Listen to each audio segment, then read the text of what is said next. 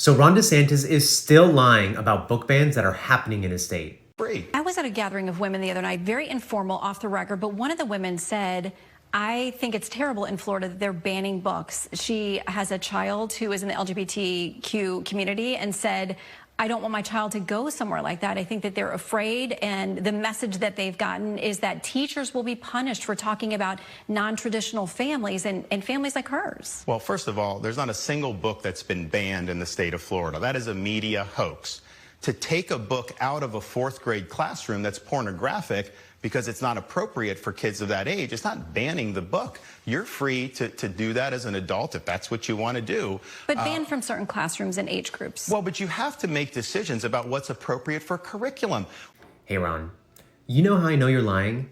Let me introduce you to the school board in Escambia County, Florida. Reading the book, but the fascination, when I look at it, the fascination is still on that. It's two male penguins raising a chick. And most people that came up and spoke were talking about that fascination. So I'll be voting to remove the book from our libraries. And so it gives me pause to say, do we just give it to a child to read without an adult there to interpret, to give support, to give understanding? So I also am going to vote to remove it at this time.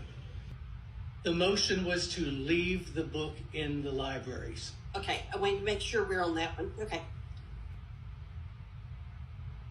The motion does not pass 2-3. Yeah, so they just voted to remove the book from all school libraries in Escambia County, Florida. And what is this book that was so pornographic that it had to be removed from school libraries? And Tango Makes Three, an award-winning book based on a true story about two male penguins who raise a chick together.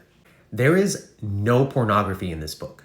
And yet this is the type of book that's getting removed and banned in classrooms in Florida because according to Ron, it's pornographic. Imagine being so fragile that a book about penguins offends you. And yet here we are. So when people like Ron DeSantis claim that book bans are a hoax, point them to this example.